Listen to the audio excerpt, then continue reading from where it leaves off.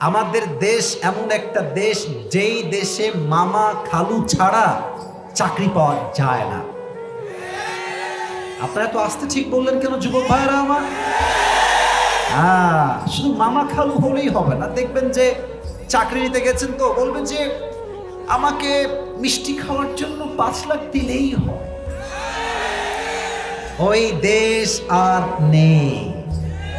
এবার যে ঘুষ চাইবে তার মুখে জুতার বাড়ি বগুড়ার ভাড়া। আপনি চাইলে ঘুষ দিয়ে চাকরি নিতে পারেন, হারাম। অথবা আপনি চাইলে ঘুষ দিয়ে চাকরি দেওয়া বাদ দিয়ে ভ্যানে করে মুড়িও বিক্রি করতে পারেন, হালাল।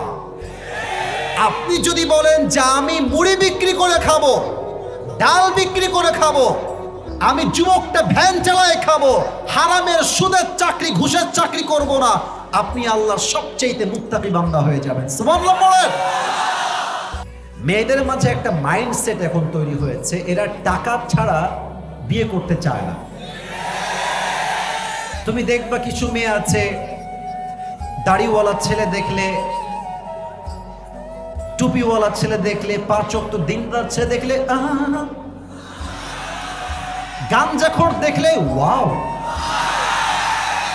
তার মানে দিনদার পছন্দ হয় না, গাঞ্জাখোর পছন্দ হয়। যুবক ভাইরা আমার, এদেরকে বলছি প্রিয় বোন, আপনি যদি তাকওয়াকে অর্জন করতে চান, গাঞ্জাখোরকে বিয়ে করলে কখনো মুত্তাকি মেয়ে হওয়া যাবে না প্রিয় বোন আমার। কারণ গাঞ্জাখোর তো নিজেই গাঞ্জা খাইয়া কুল পায় না, ও আপনাকে মুত্তাকি বানাবে কেমন করে প্রিয় বোন আমার? আমার প্রিয় বোনদেরকে আমি 2 হাত জোর করে বলছি, প্রিয় বোন, বিয়ের সময় আসলে টাকাওয়ালা খুঁজা বাদ দিয়ে আমার চরিত্রবান যুবক খুঁজে আপনাকে বিয়ে করতে হবে। মেয়েরা যদি চরিত্রবান যুবকের সন্ধান করতে শুরু করে, আমি আসিফের বিশ্বাস, আমার বিশ্বাস, এই দেশে জেনার রেট 90% কমে যাবে। যুবক ভাই আমার, আল্লাহ প্রিয় বোনদেরকে বোঝার তৌফিক দান করুন। সকলেই পড়েন আমিন। এক, হারাম থেকে যে বাঁচবে, হালালকে যে অ্যাকসেপ্ট করবে, হি ইজ দ্য রিয়েল মুত্তাকি, he has the fear of his Lord, সেই হচ্ছে আসল আল্লাহকে ভয়কারী। 1 নাম্বার।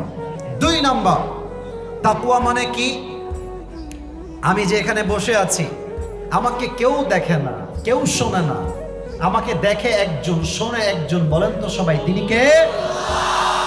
বামে আওয়াজ নেই, বলেন সবাই। এই যে আমরা বসে আছি এখানে, আমরা কি করছি বাপ জানে না, মা জানে না, বউ জানে না, সন্তান জানে না, বাট গভীর অন্ধকার রাতে বান্ধবী লাইট ঘুমায়, অবন্ধ করে ঘুমায়, তবুও দেখে একজন। আওয়াজ দিয়ে বলেন সবাই, তিনি কে?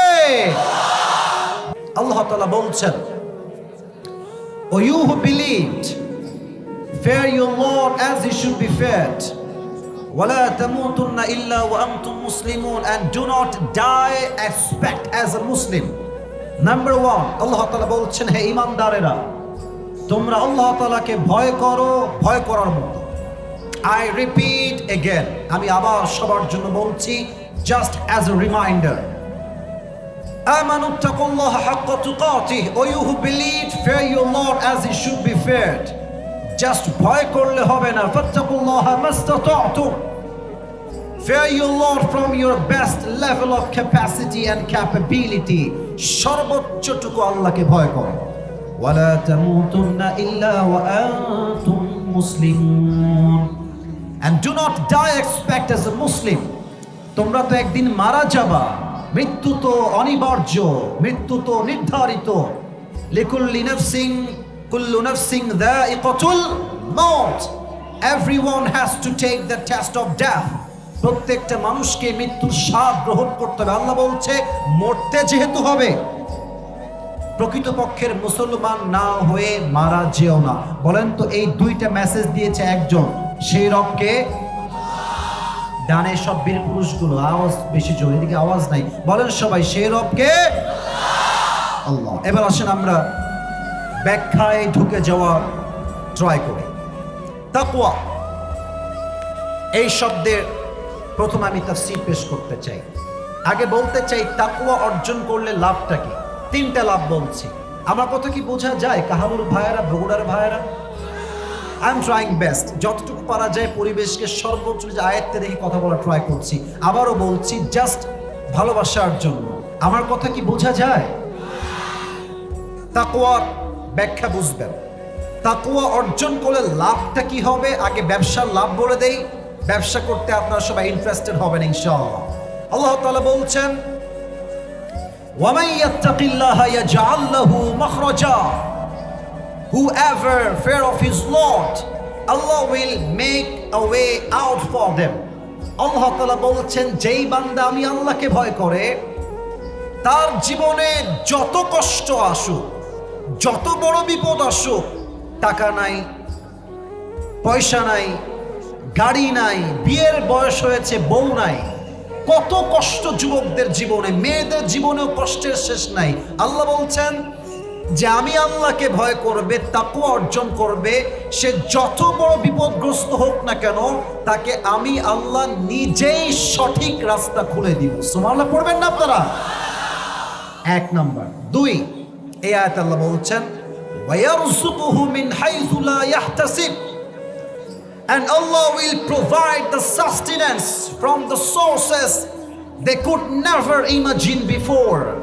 যেই বান্দা আল্লাহর উপরে তাওয়াক্কুল রেখে তাকওয়া রাখে, আল্লাহকে ভয় করে, আল্লাহ তাকে এমন জায়গার থেকে রিজিক দিবে, খাবার দিবে, চাকরি দিবে, ব্যবসায় বরকত দিবে, এমন ভাবে তাকে রিজিক আল্লাহ সাস্টেনেন্সকে প্রোভাইড করবে, সে কখনো এই রিজিকটা যে আসবে কল্পনাই করতে পারে নাই। সুবহানাল্লাহ পড়বেন না সবাই?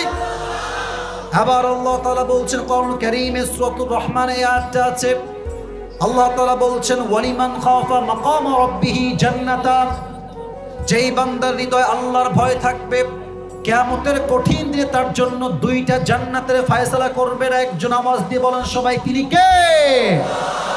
যে তাকওয়া রাখবে সেই বান্দা দুইটি জান্নাতের মালিক হয়ে যাবে। এবার আসুন, তাকওয়া কাকে বলে? তাকওয়া কাকে বলে?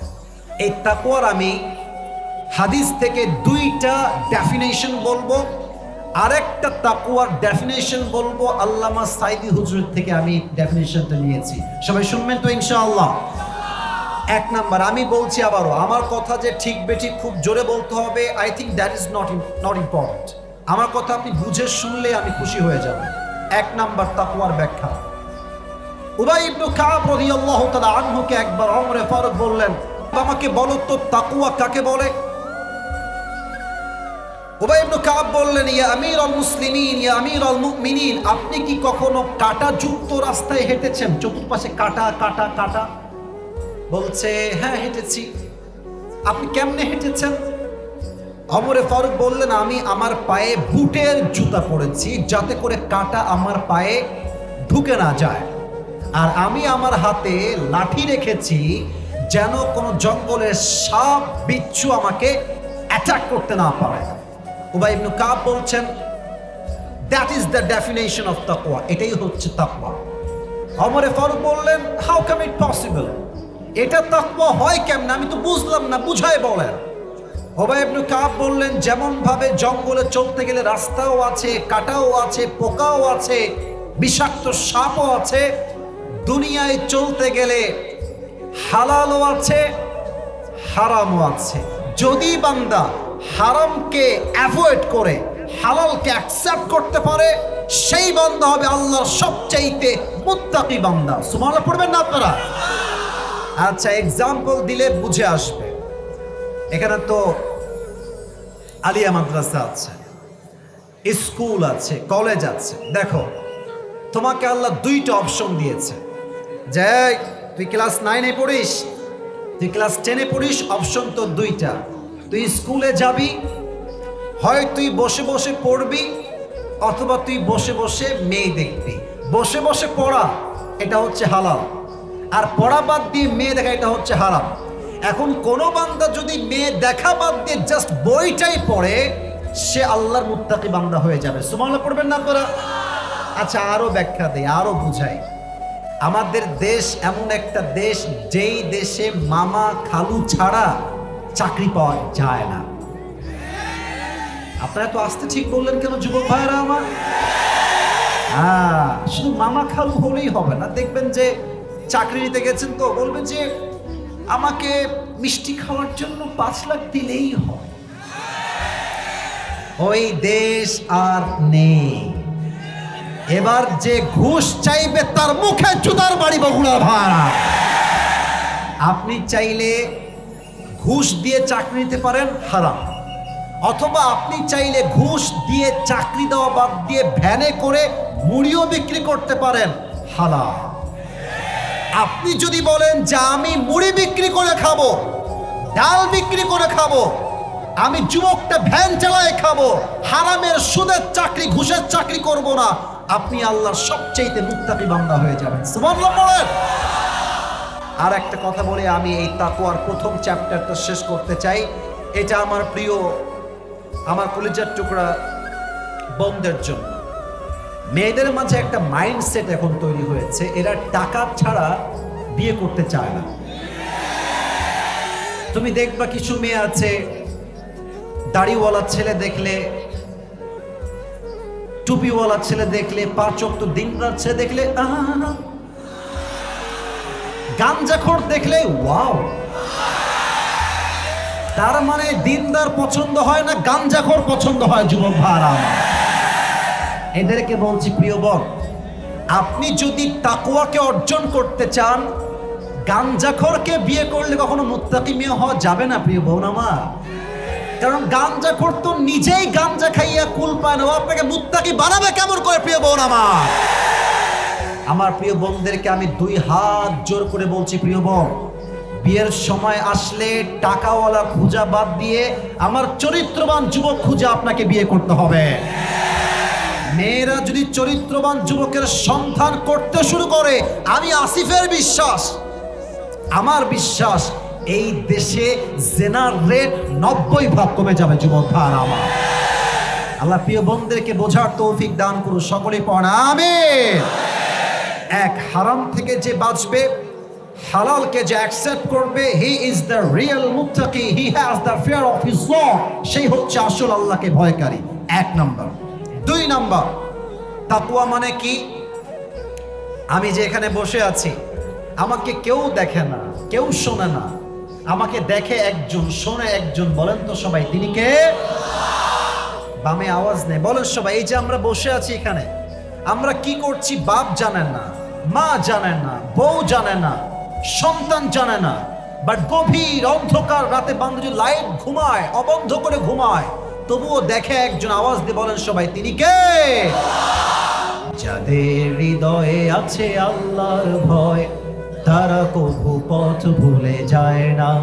আল্লাহর প্রেম ছাড়া এই দুনিয়ায় কারো কাছে কোনো কিছু চায় না। সুবহানাল্লাহ সবাই। এক যুবক সেই দিন একটা কথা আমাকে বলল, আমার কলিজে আঘাত লেগেছে। আমি জাস্ট তাকওয়া বোঝাবার জন্য বলছি। এক যুবক বলল, হুজুর, সেদিন বাসায় বাবা নাই, মা নাই, কেউ নাই, রাত বাজে 12টা বা 1টা। আমি একজন এমন যুবক, যে যুবকটা পর্নোগ্রাফিতে আসক্ত, ব্লু ফিল্মে আসক্ত। আমি বললাম, ভাই বলো, কি বলবা, বলো কি হয়েছে। তো যুবক বলছে, হুজুর, রাতের বেলা আমি অন্ধকারে গেট লাগিয়ে, জানালা লাগিয়ে মোবাইল ফোনে অশ্লীল ভিডিও দেখছিলাম, হঠাৎ করে একটা ঠাস করে শব্দ হয়েছে, আমি লাফাই উঠেছি। কি হলো এটা, কি হয়েছে? আমি দেখছি সামনে একটা বিড়াল দাঁড়িয়ে আছে। আমার কলিজার মধ্যে একটা ধুক ধুক ধুক ধুক শুরু হয়ে গেল। আমি ভাবলাম, আমি বিড়ালকে দেখে ভয় পাচ্ছি যে বিড়াল আমাকে দেখে ফেলে কিনা, কিন্তু এই অন্ধকার রাতে যখন আমি ব্লু ফিল্ম দেখি লাইট বন্ধ করে, আমাকে কেউ না দেখলেও দেখে একজন। আওয়াজ দিয়ে বলেন তো সবাই, তিনি কে? আপনারা সবাই পাকিস্তানের একজন টপ ফেমাস স্কলার, তার নাম হচ্ছে মাওলানা তারিক জামিল। নাম শুনেছেন আপনারা সবাই? অনেকে দেখেছেন না ফেসবুকে? আমি আসিফের দেখেন আজকে ব্লু কালার শাল, চাদর, কিছুটা ব্ল্যাক কালার জুব্বা, আবার কিছুটা ব্লু কালার ওয়েস্টকোট, টুপি এক কালার, রং ঢঙের শেষ নাই আমাদের। বাট উনি এমন একজন মানুষ, ওনার কোনো রং ঢং নাই। অলওয়েজ সাদা পাঞ্জাবি, অলওয়েজ সাদা পায়জামা, অলওয়েজ সাদা পাগড়ি। আমি সেই দিন বসে বসে মাওলানা তারিক জামিলের একটা লেকচার শুনছিলাম অ্যাবাউট তাকওয়া। তাকওয়া কাকে বলে? আমি যে ঘটনা এখন বলবো প্রত্যেকটা মুরব্বী যুবকের কলিজায় গিয়ে আঘাত করবে এটা। উনি বললেন যে একজন যুবক মেডিকেলে ভর্তি হয়েছে, প্রায় 7 দিন যাবৎ মেডিকেলে ভর্তি আছে। বলেন তো খ্রিস্টান মিশনারি যে হসপিটালগুলো আছে এগুলোর যে নার্স হয় এগুলো কি মুসলমান হয় না খ্রিস্টান হয়? আরে ভাই বলেন না, মুসলমান হয় না খ্রিস্টান হয়? একজন যুবক সে মুসলমান, সে প্রায় 10 দিন যাবৎ মেডিকেলে ভর্তি আছে। তো প্রায় 10 দিন যাবৎ মেডিকেলে ভর্তি থাকার পরে একজন নার্স এসে বলছে, পাকিস্তানি নার্স এসে বলছে, मैं आपसे शादी करना चाहता हूं, আমি আপনাকে বিয়ে করতে চাই। তো যুবক এটা কিন্তু হাসির জন্য বলছে, আমি তাকওয়াকে হাইলাইট করতে চাই। तो युवक बोलছে যে मैं तो मुसलमान हूँ, आप तो एक ईसाई लड़की है, तो मैं एक मुसलमान होने के लिहाज से एक ईसाई लड़की को मैं कैसे शादी करूँ, ये तो नहीं हो सकता। আপনি তো একজন খ্রিস্টান মেয়ে, আমি তো মুসলমান যুবক, আপনাকে আমি কেমনে বিয়ে করবো? It's not possible for us, আমাদের জন্য এটা সম্ভব না, বাদ দিতে হবে, এইটাই চিন্তাই বাদ দিয়ে দেন। তো মেয়েটা বলছে আমি আপনাকেই বিয়ে করতে চাই। तो मौलाना तारिक जमील बोललेन जे যুবকটা তাকে বললো যে आप मुझे ही क्यों शादी करना चाहते हैं, আপনি আমাকে কেন বিয়ে করবেন? দুনিয়া তো মেয়ের কোনো অভাব, ছেলের কোনো অভাব নাই। তো মেয়েটা এক অবাক করা উত্তর দিয়েছে। মেয়েটা বলল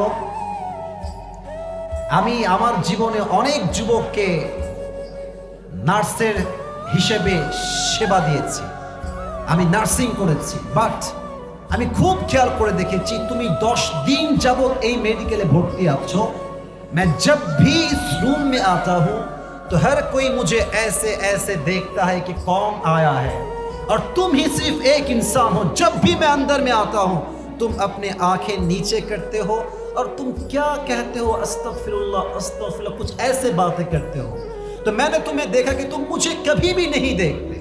तो मैंने किसी से पूछा कि ये मुसलमान लड़का मुझे क्यों नहीं देखता, तो किसी ने मुझे जवाब दिया कि ये अल्लाह से डरते हैं, वो जानते हैं कि कोई भी नहीं देखता लेकिन हमेशा देखता है कौन? बोलो ना सबाई देखे के? বলছে সবাই আমার দিকে তাকায়, আমি একজন সুন্দরী নার্স, কিন্তু তুমি আমার দিক কখনো চোখ তুলে তাকাও না। আরে যেই যুবক তার রবকে এত ভালোবাসতে পারে সে তার বউকে কত ভালোবাসবে যুবক ভাইরা, ঠিক কিনা বলো?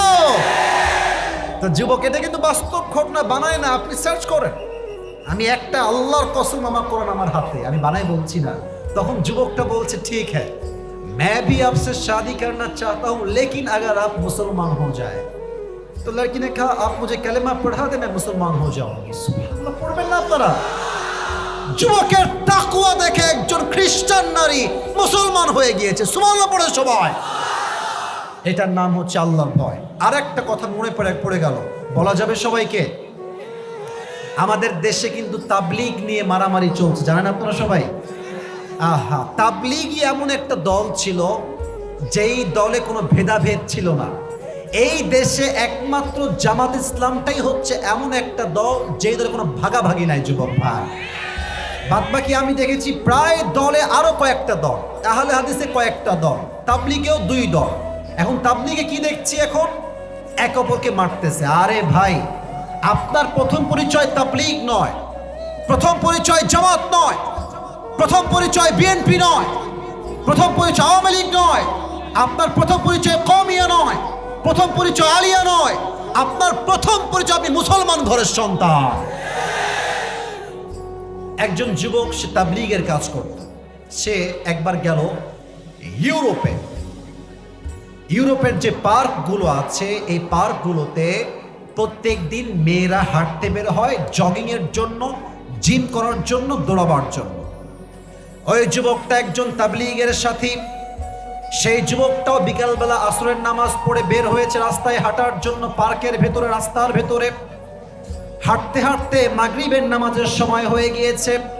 যখনই আজান হয়েছে যুবকটা সঙ্গে সঙ্গে রাস্তায় জায়নামাজ বিছিয়ে আল্লাহু আকবার নামাজ শুরু করে দিয়েছে। আলহামদুলিল্লাহি রাব্বিল আলামিন আর রহমানির রহিম, সুন্দর করে কিরাত করে নামাজ পড়ছে। আর পাশে কিছু ইউরোপিয়ান মেয়েরা ছিল। তারা দেখছে একজন যুবক আসলো, কেমনে যেন এমনি হাত বাঁধলো, কি যেন সে পড়লো।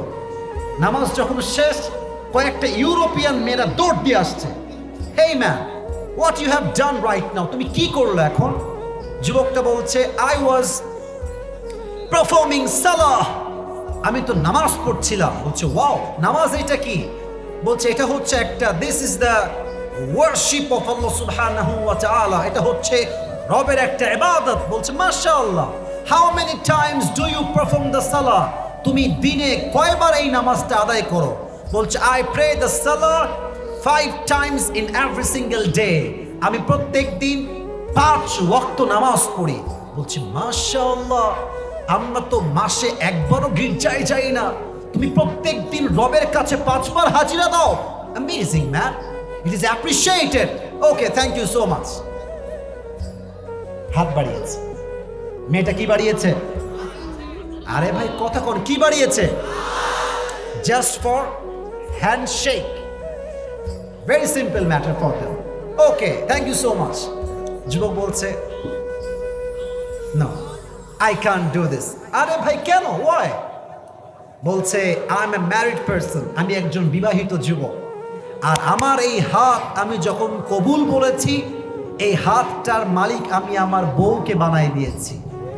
আমি যতদিন বেঁচে আছি, no one can touch my hand except my wife. আমার বউ ছাড়া এই হাত কেউ ধরতে পারবে না। I'm very loyal and honest person, আমি একজন বিশ্বস্ত যুবক। তো মেয়েটা বলছেন, not a big deal man, your wife is not here, please handshake with me, she is not here. বউ তো নাই, আসো হাত মিলাই। এবার যুবক বলছে, প্রিয় বোন আমার, আমার বউ এখানে নাই এইটা আমি জানি, বাট আমি যদি একজন গায়রে মাহরাম মেয়ের হাতকে স্পর্শ করি, আমার বউ দেখবে না, আমার মা দেখবে না, বাট আরশে আজিম থেকে আমাকে দেখবে একজন। আওয়াজ দিয়ে বলেন সবাই, তিনি কে? এটা শুনে মেয়েটার মাথার টনক নড়ে গেছে। আরে তুমি এত রবকে ভয় পাও? তোমার ধর্মের নাম কি? বলে ইসলাম। বলে, আমিও ইসলাম ধর্ম গ্রহণ করে মুসলিমা হতে চাই। মাওলানা তারিক জামিল বললেন, তাবলিগের ওই সাথীর হাতে ওই পার্কে 3 জন মেয়ে কালে পড়ে জায়গায় মুসলমান হয়ে গিয়েছে। সুবহানাল্লাহ। এটাই হচ্ছে ভয়, এটার নাম তাকওয়া। কেউ আমাকে দেখে না, আমাকে দেখে একজন। আওয়াজ দিয়ে বলেন তো সবাই, আওয়াজ দিয়ে বলেন সবাই, তিনি কে? এবার বলেন তো, ইসলামের দ্বিতীয় খলিফার নাম কি ছিল? ওমর। আবার বলেন, নাম কি? এই দেশকে ঠান্ডা করতে একটা অমরের প্রয়োজন। আসলে কি জানেন, দেশ যখন স্বাধীন হলো, আপনারা দেখেছেন হয়তোবা যে বেশিরভাগ মানুষ চেয়েছে যে আজহারি এই দেশের প্রধানমন্ত্রী হবে। এটা আমরা চেয়েছিলাম না যুবক ভাইয়েরা আমার? শোনেন প্রিয় ভাইয়েরা, আবেগ দিয়ে নয়, বিবেক দিয়ে কাজ করতে হবে। অনেক কাজ ডক্টর ইউনূসকে দিয়ে হবে, যে কাজটা আজহারী সাহেবকে দিয়ে সম্ভব নয়। এটা বুঝতে হবে। তবে হ্যাঁ, আমরা স্পষ্ট ভাষায় এটা বলি যে আজহারী সাহেব এই দেশে কোটি কোটি মানুষের হৃদয়ে বসবাস করেন। এই যে এই মাসের 27 তারিখ আজহারীর মাহফিল হবে কক্সবাজারের পেকুয়াতে। আপনারা দেখবেন পুরো বাংলাদেশ ইসলামের একটা রাফ কায়েম হয়ে যাবে, জোয়ার কায়েম হয়ে যাবে, ঠিক কিনা বলে? তো আমি একটা ঘটনা এই মুহূর্তে শেয়ার করব, এটা হাদিস থেকে। ওমর ফারুক রাদিয়াল্লাহু তাআলা আনহু অর্থ জাহানের খলিফা, উনি বললেন যে আমি যদি এই রাষ্ট্রের প্রধানমন্ত্রী হই আর কেউ যদি এক বেলা না খেয়ে মারা যায়, এটার হিসাব নিবে একজন। তিনি কে? উনি প্রত্যেক দিন বাসার থেকে বের হয়ে যায়, প্রত্যেক দিন রাতের বেলা ঘুরে বেড়ায়। একদিন তিনি দেখছেন যে একজন মেয়ে আর একজন মা ঘরের কোনায় বসে আছে। মা ডাক দিয়ে বলছে মেয়েকে, এই মেয়ে শোন, এই হচ্ছে দুধের পেয়ালা, এখন দুধের সঙ্গে পানি মিশা, এটা পানি দিয়ে আমরা বিক্রি করব দুধটাকে। এবার মেয়ের মা বলছে, দুধ পানি মিলা, পানি মিশায় আমরা বিক্রি করবো, দাম হবে বেশি, বিক্রিও হবে বেশি। মেয়ে বলছে, আম্মা এটা আমি পারবো না। তো মা বলছে, কেন পারবি না? মেয়ে বলছে, আম্মা জান, আপনি কি জানেন না যে ওমর ফারুক ফরমান জারি করেছে যে এই রাষ্ট্রের কেউ কখনো দুধের সঙ্গে পানি মিশিয়ে 1 চুল দুধ বিক্রি করতে পারবে না। মা ডাক দিয়ে বলছে টেনশন নাই, কোনো খবর নাই, ওমরে ফারুক নাই, আবু বকর নাই, কেউ নাই, যা দুধের মধ্যে পানি মিশা। তো ওমরে ফারুক অপেক্ষা করছেন যে মেয়েটা কি জবাব দেয়। একটু পর মেয়েটা জবাব দিয়ে বলছে আম্মা জান, আমি জানি যেখানে ওমরে ফারুক নাই, রাষ্ট্রের কেউ নাই, এই গভীর অন্ধকার রাতে যদি আমি দুধের মধ্যে পানি মিশাই, আমাকে কেউ না দেখলেও দেখে একজন আওয়াজ দিয়ে বলেন সবাই তিনি কে? এই কথা শুনে ওমরে ফারুক was totally shocked, অবাক হয়ে গেছে। একটা মেয়ের মাঝে এতটা আল্লাহর ভয়। বাসাকে অ্যাড্রেস করেছে, একটা দাগ দিয়েছে বাসার গেটে, বাসায় চলে আসছে। এসে তার সন্তান, আমার আব্বা জান যারা আছেন কান খাড়া করেন, আমার মায়েরা যারা আছেন কান খাড়া করে, এই কথাটা খুব মনোযোগ দিয়ে শুনবেন। ওমরে ফারুক এসে বলছে আব্বা, ইয়া আব্দুল্লাহ ইবনে ওমর, হে আব্দুল্লাহ ইবনে ওমর এদিকে আসো। তার ছেলে বলছে আব্বা তুমি কি বিয়ে করতে চাও? তো বলছে হ্যাঁ আব্বা বিয়ে করবো, আমি বিয়ে করতে চাই। তো সে ভেবেছে পাত্রী তো হবে প্রিন্সেস, আমি তো প্রধানমন্ত্রী ছেলে, আমার বউ তো হবে বিশাল ধনী ঘরের মেয়ে। তো বলছে আব্বা তোমার জন্য আমি যেই মেয়েকে পাত্রী হিসেবে সিলেক্ট করেছি সে কোনো প্রিন্সেস নয়, সে কোনো রাজকুমারী নয়, সে সামান্য একজন দুধ বিক্রেতার মেয়ে। বলছে আব্বা যা, আমার মতো ছেলেকে আপনি একজন সামান্য দুধ বিক্রেতার মেয়ের সাথে বিয়ে দিবেন কেন আব্বা যা? ওমরে ফারুক বলছে হে আমার সন্তান, আমি ওই মেয়ের মাঝে এমন কিছু গুণ দেখেছি, যে গুণটা দেখে কোন যুবক যদি মেয়েকে বিয়ে করে তার সংসারটা সোনার সংসার হয়ে যাবে, ঠিক কিনা বলে? ছেলে বলছে আব্বা গুণটা কি বলেন? বলছে এই গুণটার নাম হচ্ছে তাকওয়া। আর তোমরা বিয়ের সময় খোঁজো আটা সুন্দরী কোথায় পাওয়া যায়। হ্যাঁ সোনামণি, বাস খাওয়ার আগেই সোজা হয়ে যাও। মনে রাখবা আজকালকার মেয়েদের বাহিরে যেমন মনে হয় अंदर में वैसा नहीं है मेरे दोस्त, दाल में कुछ काला तो जरूर है। এই কথা কি আমি মিথ্যা বললাম না সত্যি বললাম? তোমাদের বগুড়ার মমইন আছে না? আমি একদিন গেছিলাম ঘুরতে, মাশাআল্লাহ যত মেয়ে প্রেম করছে তার 80% বোরকাওয়ালিরাই প্রেম করছে যুবক ভাইরা আমার। এখন বোরকা পড়েছে এমন ভাবে, হাতেও মোজা পায়েও মোজা, यार ये तो अभी कभी जन्नत से भाग के दुनिया में आई है यार। এত বোরকাওয়ালি মেয়ে প্রেম করে কেমনে? আসলে ব্যাপারটা হচ্ছে উপরে ফিটফাট, ভেতরে পুরোটাই সদরঘাট। অতএব বিয়ের সময় আটা সুন্দরী নয়, নায়িকা নয়, টিকটকার নয়, একমাত্র মুত্তাকি চরিত্রবান মেয়ে আমার বউ হওয়ার যোগ্যতা রাখে। আল্লাহ যুবকদেরকে বোঝার তৌফিক দান করুন, সকলেই দিল খুলে পড়ুন আমিন। আর মাত্র 10টা মিনিট সময় আছে। আমি যা দেখতে পাচ্ছি সকলের পরিবেশ চুপচাপ বসে সবাই শুনছে, এটাই প্রমাণ এই বগুড়ার মাটি পুরোটা ইসলামের ঘাঁটি যুবক ভাইরা আমার, ঠিক কিনা বলো? সবাই দুই হাত তোলেন, সবাই দুই হাত তোলেন। আমাকে একটা ওয়াদা করতে হবে।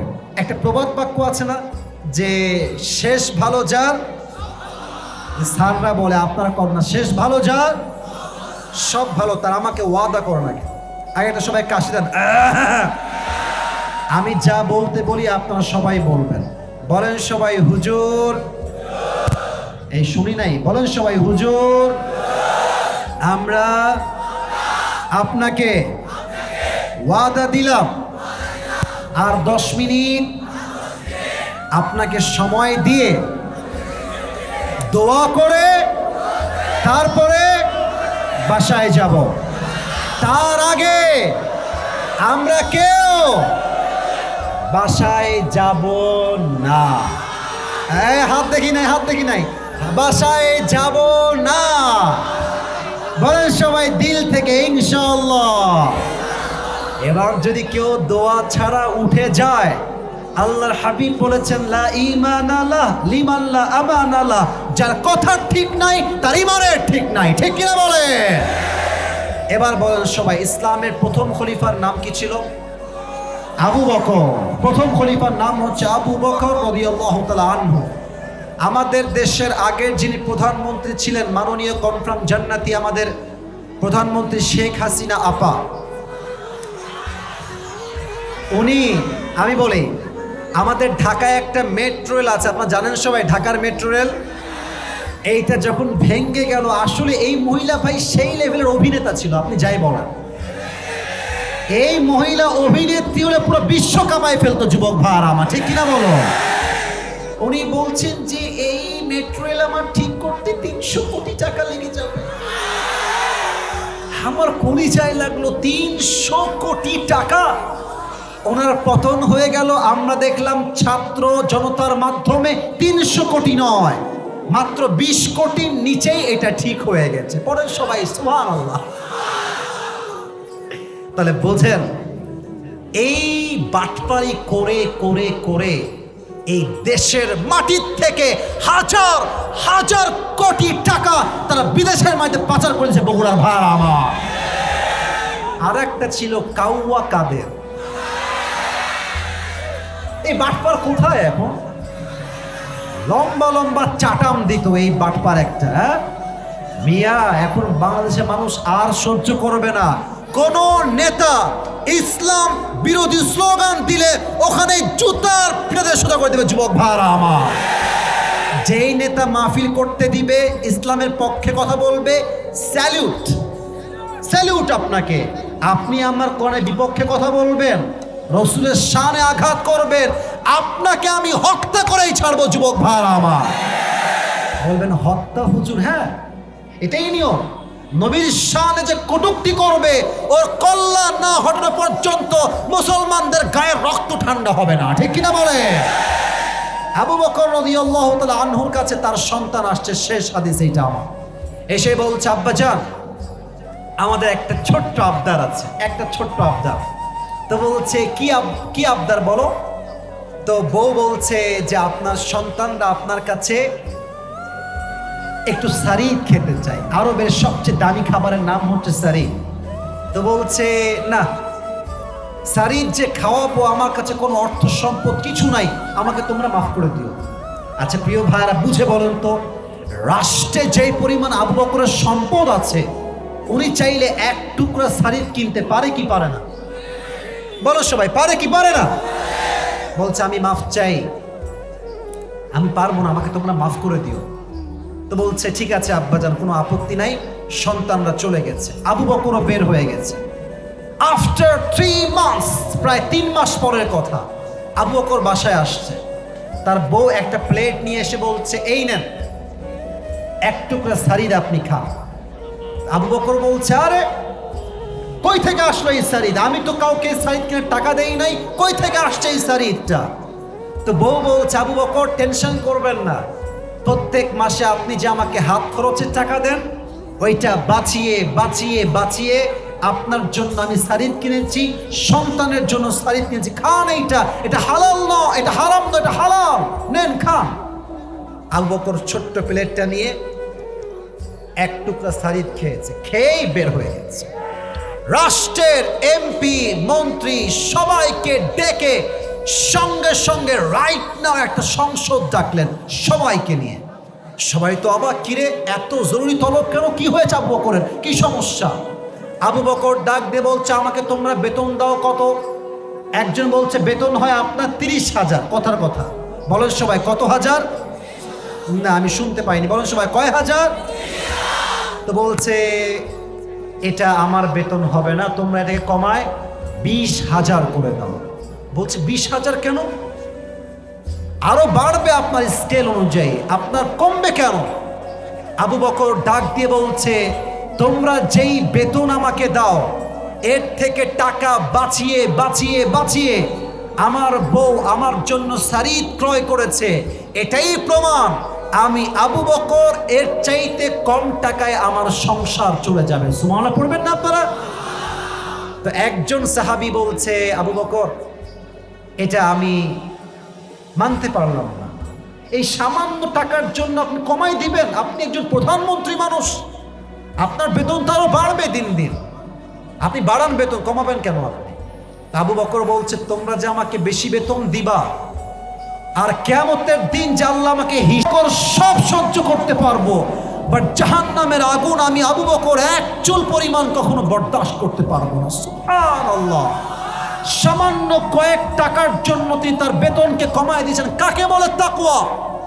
এই তাকওয়া আমার দেশের প্রধানমন্ত্রীর যদি হয়, এমপির যদি হয়, মন্ত্রীর যদি হয়, মেয়রের যদি হয়, চেয়ারম্যানের যদি হয়, মেম্বারের যদি হয়, এই পুরো দেশটাই সোনার বাংলাদেশ হয়ে যায়। বগুড়ার ভাইরা আমার, আল্লাহ সবাইকে এই তাকওয়া অর্জন করার তৌফিক দান করুন। সকলেই দিল খুলে জবান খুলে পড়েন আমিন। শেষ একটা কথা বলেই শেষ করতে চাই, সবাইকে উত্তর দিতে হবে। বলেন আমরা সবাই হিন্দু না মুসলমান? ভাই এটা এটা এটা ইমানের কথা। বলেন সবাই আমরা সবাই হিন্দু না মুসলমান? আমরা কি সবাই খ্রিস্টান না মুসলমান? তাহলে আল্লাহ আমাদেরকে মুসলমান হতে বললেন কেন? এর কারণ আজকালকার মুসলমানরা জুব্বাও পরে, টুপিও পরে, দাড়িও রাখে, সুদও খায়, ঘুষও খায়। আপনাদের বগুড়া একজন হুজুর আছে, আপনারা সবাই চিনবেন, নাম হচ্ছে বজলুর রশিদ হুজুর। নাম তো শুনছেন? কিন্তু মানে কাহালুর সন্তান যুবক ভাইরা, কথা ঠিক আছে না আমার? উনি বললেন যে উনি কোনো একটা জায়গায় মাহফিল করতে গেছে, বগুড়া নয়, হয়তো টাঙ্গাইল বা সিরাজগঞ্জ হবে। এটা আমি পরিপূর্ণ মুসলমান হওয়ার এক্সাম্পল দিচ্ছি, এটা বলে শেষ করব। তো বজলুর রশিদ হুজুর ওই এলাকায় মাহফিল করেছেন, ওয়াজ চলছে, রাত বাজে প্রায় 12টা। এই তো ওয়াজ শেষের দিকে চলে আসছে। এরই মাঝে একজন নেতা একদম মাঝখান দিয়ে আসছে, আর ছেলে পেলে স্লোগান দিচ্ছে, আমার নেতার আগমন, শুভেচ্ছার স্বাগত। স্টেজে আসছে। আমি কিন্তু কোন নেতাকে অসম্মান করছি, জাস্ট ঘটনা বলছি বোঝাবার সাথে। এসেই বলছে যে আমাকে ঢাকায় যেতে হবে, আমার একটা আর্জেন্ট কাজ আছে, আমাকে এই মুহূর্তে মাইক দেওয়া লাগবে। তো হুজুর বলছে বগুড়ার থেকে ওয়াজ করতে আসছি অন্য জেলায়, মাইক খাওয়ার আগে মাইক দেওয়াই ভালো হবে। তো হুজুর মাইকটা দিয়ে দিয়েছে স্যারকে। তো নেতা সাহেব, আমি আবারও বলছি, সব নেতা একরকম নয়। এই নেতা আজও বাংলাদেশে এমন আছে যারা আদর্শবান নেতা, যুবক ভাইরা, ঠিক কিনা বলে? তো ওই নেতা এসে মাইক নিয়ে, আমি কেমনে বুঝাই, মাইকটা এমনি হাতে ধরে সালাম কালাম কিছু নাই,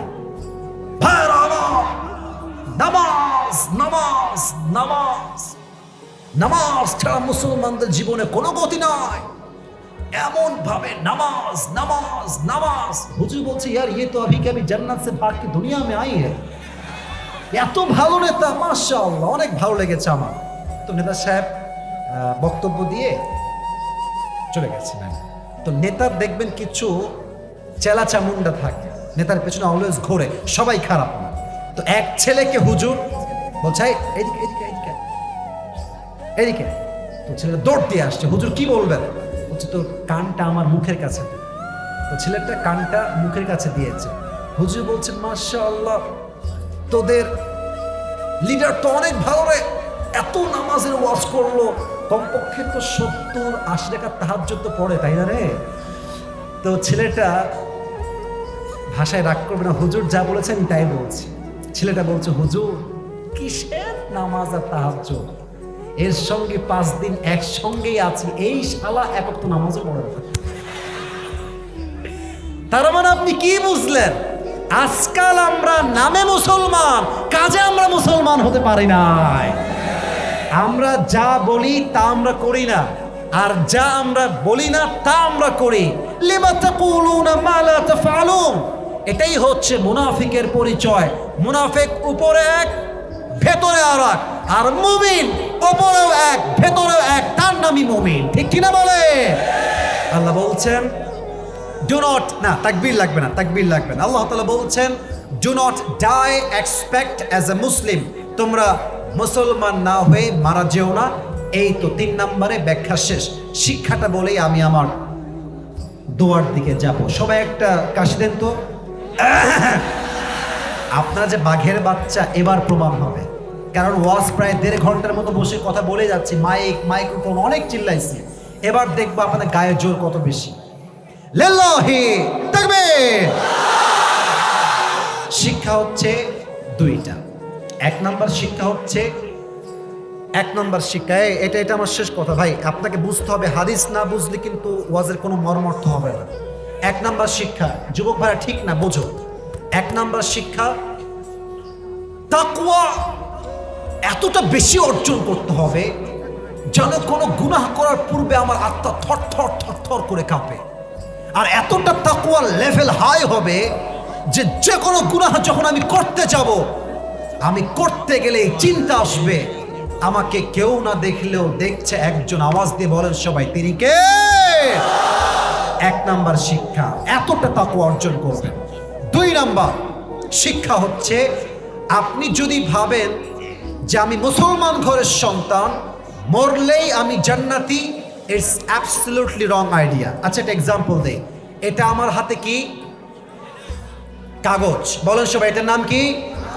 আমার ওয়াজ শেষ, বোঝাবার স্বার্থে বলছি। আপনাদের বগুড়ায় সবচেয়ে বড় কলেজের নাম কি? আজিজুল হক ডিগ্রি কলেজ নাকি? আচ্ছা, বিশ্ববিদ্যালয়। আচ্ছা, মনে করেন যে কালকে আমার একটা এক্সাম আছে সকালবেলা, আমাকে বই দেওয়া হয়েছে পড়ার জন্য। আমি পড়ছি, বাংলাদেশের রাজধানীর নাম কি? ব্রেন দিয়ে মুখস্থ করলাম, বাংলাদেশের রাজধানীর নাম হচ্ছে ঢাকা। বাংলাদেশের সবচেয়ে বড় সমুদ্র সৈকতের নাম কি? লেখা আছে কক্সবাজার। বলেন সবাই, কি বাজার?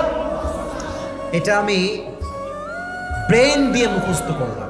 সকালবেলা আমি গেলাম বগুড়ার আজিজুল হক কলেজে, আমাকে একটা প্রশ্নপত্র দেওয়া হবে। দেখলাম যে প্রশ্নপত্রের শুরুতেই লেখা আছে ক, বাংলাদেশের রাজধানীর নাম কি? কালকে যে ব্রেন দিয়ে পড়েছিলাম ঢাকা, উত্তরে আমি লিখে দিব ঢাকা। আবার প্রশ্ন আসছে, বাংলাদেশের সবচেয়ে বড় সমুদ্র সৈকতের নাম কি? ওই যে ব্রেন দিয়ে পড়েছিলাম কক্সবাজার, লিখে দিলাম। প্রিয় ভাইয়েরা, কবরের প্রশ্ন কিন্তু এরকম হবে না যে আমি তো তিনটা প্রশ্ন মুখস্থ, আরে বললেই বলে দিব। হ্যাঁ, ব্যাপারটা এরকম নয়। কবরের প্রশ্ন কি? আপনি মুখস্থ করলেই হবে না। এক, পাক্কা মুসলমান হতে হবে। দুই, পাক্কা ইমানদার হতে হবে। মুসলমান আর ইমান রাখলেই হবে না, সে অনুযায়ী আমল যে করবে সে ব্রেন দিয়ে নয়, তার ইমান দিয়ে উত্তর করবে কবরের প্রত্যেকটা প্রশ্নের উত্তর। যুবক ভাইরা আমার, ঠিক কিনা বলেন? অতএব শুধু মুসলমান হলেই হবে না, ইমানও রাখতে হবে, আমলও করতে হবে। আল্লাহ তাআলা এই দুইটা মেসেজ অনুযায়ী আমাদের সবাইকে আমল করার তৌফিক দান করুক। আমরা সকলেই দিল খুলে পড়ছি আমিন। যারা বসে আছেন লেটা মেরে একটু আদবের সঙ্গে আত্তাহিয়াতু স্রোতে বসলে ভালো হয়। একটু বসে পড়ো। আচ্ছা আচ্ছা, ঠিক আছে, সমস্যা নেই, বলবেন। একটু আত্তাহিয়াতু স্রোতে বসলে ভালো হয়। জি প্রিয় ভাইরা, প্লিজ। সোনামণি, একজন একজন, সাদা সাদা, বসো বসো বসো, ধরো ধরো ধরো ধরো ধরো ধরো ধরো ধরো। কেউ যাবেন না, আজকে আমরা আসছি একসাথে, আমরা দোয়া না করে কেউ উঠে যাব না। বলেন সবাই ইনশাআল্লাহ। আর যারা দাঁড়িয়ে আছেন একটু বসেন, দাঁড়ায় থাকা বসে, দোয়ার জন্য, শুধু দোয়ার জন্য বসেন। এই তো বসে গেছে, কত ভদ্র। দোয়ার জন্য একটু বসেন, দোয়ার জন্য। 1 মিনিটে স্যার কথা বলে আমরা দোয়া করে দেব। বসেন বসেন, সবাই তাকবীর দেন, লিল্লাহি তাকবীর।